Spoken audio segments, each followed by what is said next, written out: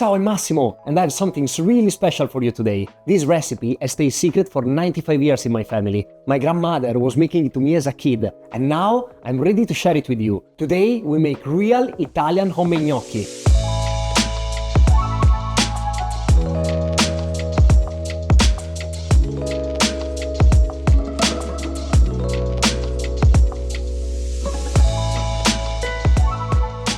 So we know the gnocchi are made of simple ingredients, like most Italian dishes. But some hidden secret makes all the difference. Get them right, and your gnocchi will be soft, pillowy, perfect every time. Get them wrong, and they will turn dense and chewy, just uneatable. Let's dive together in the recipe to check out what those secrets are. Gnocchi is one of those dishes that feels like home. Soft, pillowy, and packed with flavor. When made right, they're pure comfort food. I grew up making gnocchi with my old grandmother, right here in our farm in Italy, and today I'm sharing our family recipe with you. The secret, it's all about precision. Just like baking, gnocchi follow a specific ratio to stay soft inside instead of dry. Stick to those percentages and you'll have perfect gnocchi every time. Let's get started. The first step is choosing the right potatoes. You want the driest variety you can find. Starchy potatoes like russet work best because they absorb less water. Those I found in a supermarket in Italy say they were made for gnocchi, so I have decided to give them a try. We start by peeling the potatoes and boiling them in slightly salted water until they're tender but not falling apart.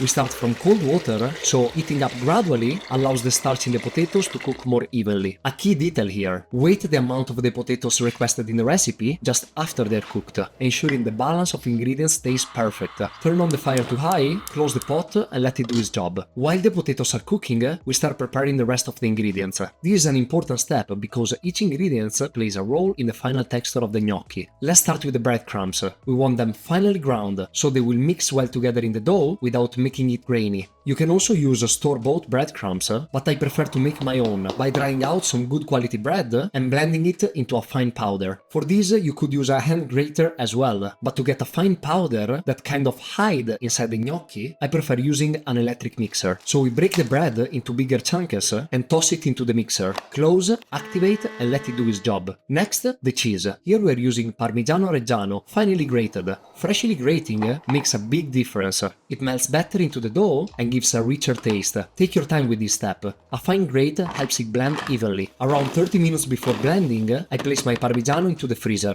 Cold, firm pieces blend finely and cleanly. Now the eggs. Since I'm on a farm, I like using fresh eggs straight from our chickens. Crack 3 whole eggs into a bowl, making sure there are no bits of shell. Then add 10 grams of fine salt and whisk everything together. Once the eggs are smooth, we stir in the breadcrumbs first and incorporate. Then we add the Parmigiano Reggiano. This mix needs to sit for a few minutes. Why? Because the breadcrumbs will absorb the egg and cheese, making a thick paste that will help bind our gnocchi together without making them dense. This is the beauty of homemade gnocchi. You get to see each step come together. Once the potatoes are ready and still warm, we need to mash them properly. Never use a blender, food processor or a fork. Those will leave chunks or make the potatoes gluey. Instead, use a potato ricer or a fine food mill to press them into a large bowl. The goal is a light, fluffy texture, not mashed potato puree. So we gently move our potatoes to the ricer and squeeze everything into our bigger bowl. While the potatoes are still warm, we use a fine filter to add 300 grams of flour. We then add our egg mixture. Using our hands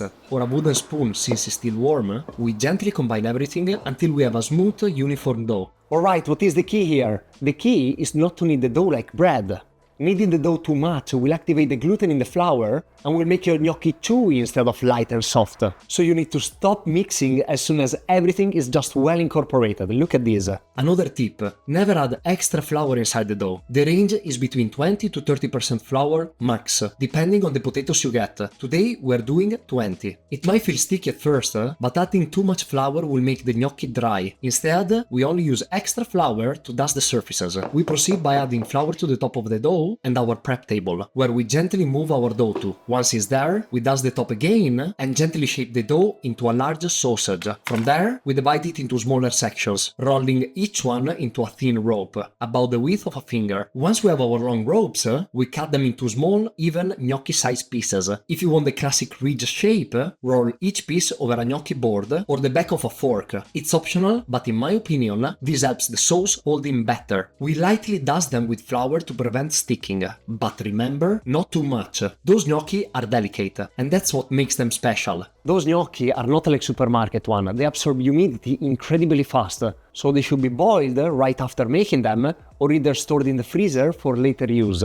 Bring a large pot of salted water to a rolling boil. Drop in the gnocchi and wait. They'll start to float when they're done. To freeze, lay them out on a single layer on a tray, making sure they're not touching. Once frozen, transfer them to a bag or a container. When you're ready to cook, you can drop them straight from the freezer into boiling water. Then follow the same process of fresh ones. When the gnocchi float, they are ready. Overcooking makes them fall apart, so be ready with your sauce. Remember that bolognese sauce we made last time? Here is how we bring it back to life. If you froze a portion like I did, just take it out and let it defrost in the fridge overnight. Then warm it up in a pan over low heat until it's bubbling again. This is exactly why making extra bolognese is a great idea. It saves time and gives you another amazing dish to enjoy. I will drop a link if you are interested. So we warm up the sauce, and once it's ready, we lay it on top of the gnocchi and finish with more Parmigiano on top. Alright, done! This is the kind of dish that makes a meal feel like home. It's the recipe my grandmother made with love. And now it's yours too. Take your time, cook with care, and share it with someone you love.